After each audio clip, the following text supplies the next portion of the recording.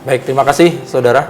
Kita lanjutkan ke Mbak Desa. Jadi kalau Mbak Desa, kita lebih boleh katakan nyari inilah misalnya contoh kasus, contoh case atau yang kita dapati, kemudian bagaimana apabila case itu kita diamkan dampaknya apa, kemudian kalau kita mulai berubah, beradaptasi, melihat karena perubahan iklim ini begitu demikian, akhirnya justru kalau kita kita kelola dengan baik, justru malah bisa meningkatkan taraf hidup atau ekonomi. Gimana kalau Mbak Desa? Baik, mungkin saya akan bawa ke case yang saya riset tadi ya, terkait bahwa sebenarnya yang sangat berperan penting kalau menurut saya dan juga berdasarkan beberapa literatur menyebutkan bahwa community base atau masyarakat lokal yang berada di daerah sekitar. Misalnya tadi kasus saya di hutan itu memiliki peranan yang sangat penting. Karena pertama mereka yang mengerti kondisi lingkungan di sana, mereka juga memiliki kearifan lokal yang mungkin tidak diketahui orang luar yang ingin membawa teknologi ke sana, karena itu kan teknologi dan apa yang menjadi kebiasaan masyarakat di sana itu menjadi sangat penting ya. Jadi satu kesatuan yang sangat penting, mereka harus tahu seperti itu. Nah, kalau di kasus saya ini kan kebetulan komunitasnya sangat kuat. Komunitas masyarakatnya sangat kuat di sana. Mereka membentuk sebuah kelompok. Jadi kelompok inilah yang benar-benar saling membantu satu sama lain dalam pengelolaan hutan ini. Jadi masyarakat ini di Bali ya Bu ya? Iya di Bali nih. Kawasan Di Bali Barat ya atau Bali Tengah? Iya di kawasan Bali Barat kemarin Barat. yang khususnya.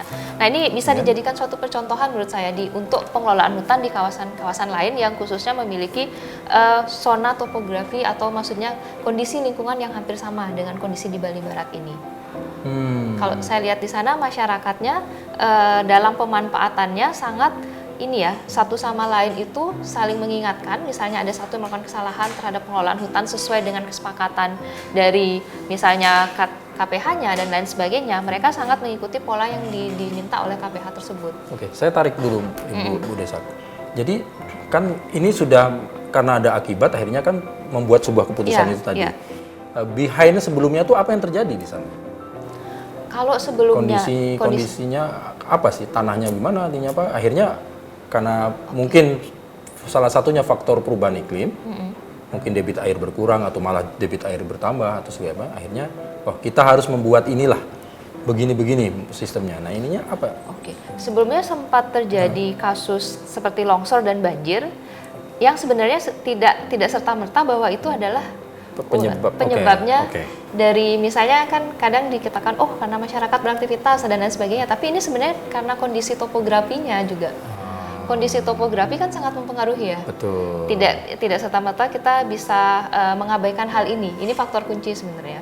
Nah, bisa kita lihat kalau saya berdasarkan riset awal yang saya lakukan di sana, mungkin perlu kajian lebih dalam ya. Karena ini riset awal, mungkin saya sharing sedikit terkait riset awal yang saya lakukan di sana bahwa topografinya di sana, khususnya kondisi tanahnya memang solum tanahnya yang bisa di akar itu tumbuh atau bisa menjadi area tumbuhannya akar itu sangat sedikit ya. Kalau misalnya tipis ya. Tipis. Kalau bisa bicara agak sedikit ke sainsnya, di soil science-nya atau di ilmu tanahnya, di mana tanah itu terdiri dari 3 fraksi, pasir, debu dan liat, yang fraksi debunya yang mendominasi. Lebih besar di daerah itu. Lebih besar.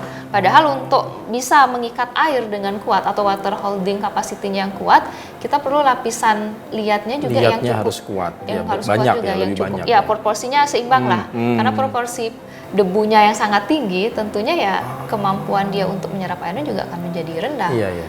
Jadi titik longsor juga kemungkinan akan tinggi dengan kondisi seperti ini. Jadi karena melihat kondisi begitu, jadi memang harus diambil sebuah tindakan. Yang itu tadi yang disebutkan Mbak Desa. Sebenarnya mereka sudah melakukan hal itu dari sebelumnya, sebelum kejadian ini. Tapi kan mungkin tidak semua tempat sudah menerapkan ini dan kondisinya pun kan juga berbeda-beda. Nah ini yang kami sedang kaji lebih lanjut.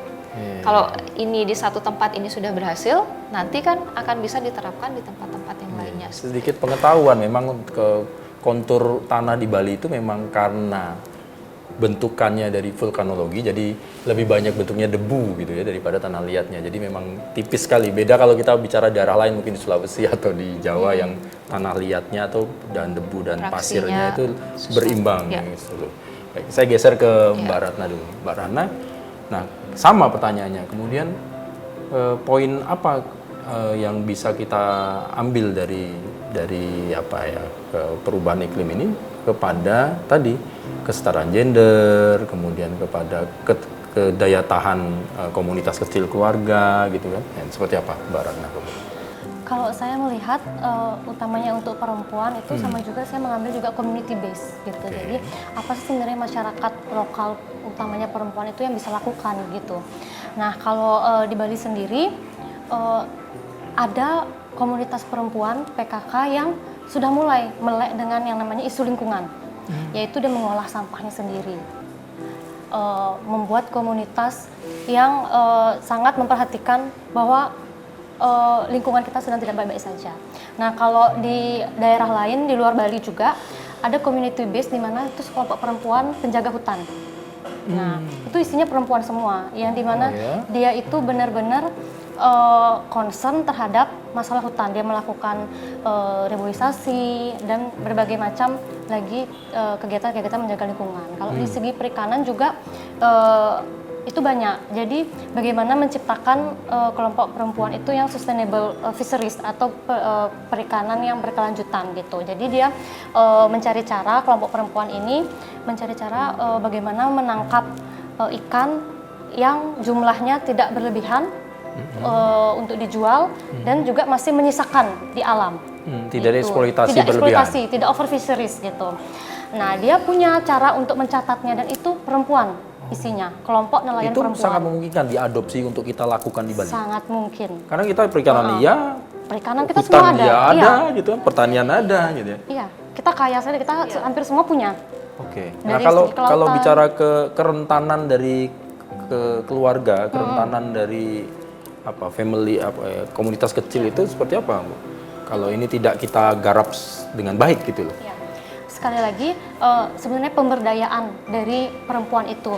Nah, ketika masyarakat itu rentan, dia akan mencari jalan keluar ketika dia tidak punya seperti komunitas yang sekiranya bermanfaat untuk pengembangan diri atau self development, dia akan lari ke hal-hal seperti kalau ada kasus sebenarnya di daerah di Indonesia di mana ditemukan bahwa perkawinan dini itu jumlahnya sangat tinggi di daerah yang kering.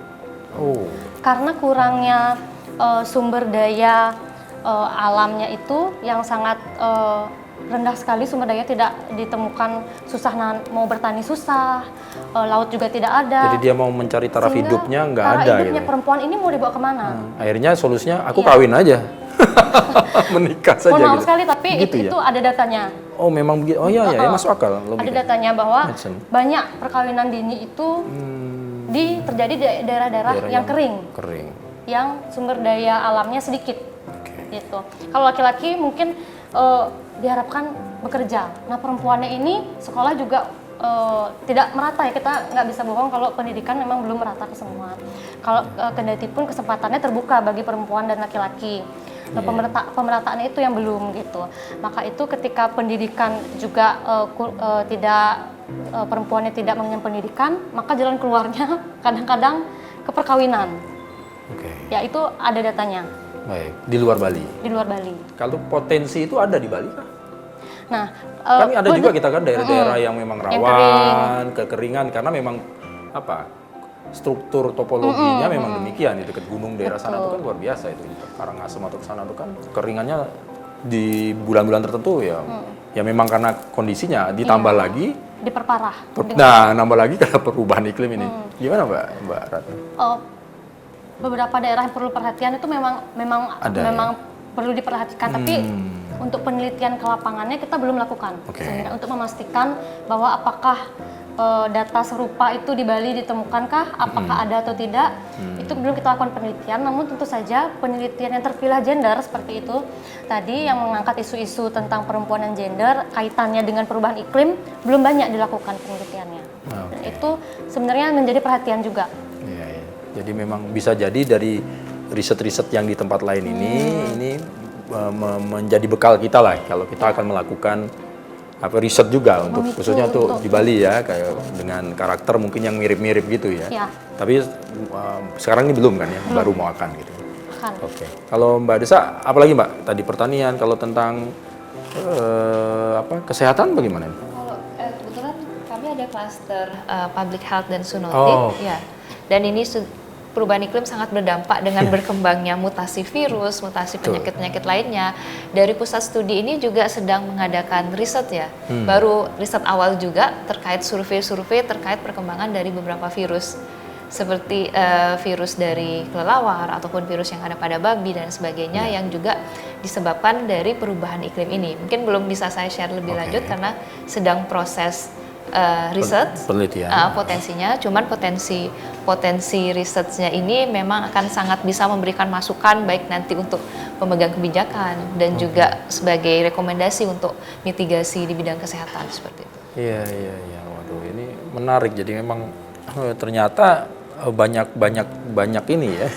Banyak sektor, banyak dampak, faktor yang tidak sesederhana pemanasan global gitu kan. Pantas ini terus tiap tahun Iya. menjadi isu yang sangat menarik dan sampai hari ini pun penelitian dilakukan terus ya. Iya. Bahkan di global juga melakukan itu ya. Karena menjadi topik. Mungkin di Jadi international topik. development ini salah satu topik. Yang isu yang seksi juga ya, karena ya nggak usah jauh-jauh lah, kita kemarin kena COVID segala macam kan salah satunya pemicunya juga mutasi kan karena iklim yang berubah. Iya. Iya sih, kondisi dan situasinya sudah berubah. Waduh. Masih ada satu segmen kita akan membahas mungkin kita akan mencari kemudian bagaimana kita ke depan, kemudian pihak-pihak mana, stakeholder, mungkin care-nya, kepedulian kita menjadi lebih peduli, lebih peka lagi terhadap perubahan iklim ini. Gitu ya, Mbak Desa sama Mbak Ratna. Saudara, jangan kemana-mana. Kita akan lanjutkan Sapa Redaksi on Location masih dari pusat studi Warma Dewa. Kita lanjutkan setelah yang satu ini.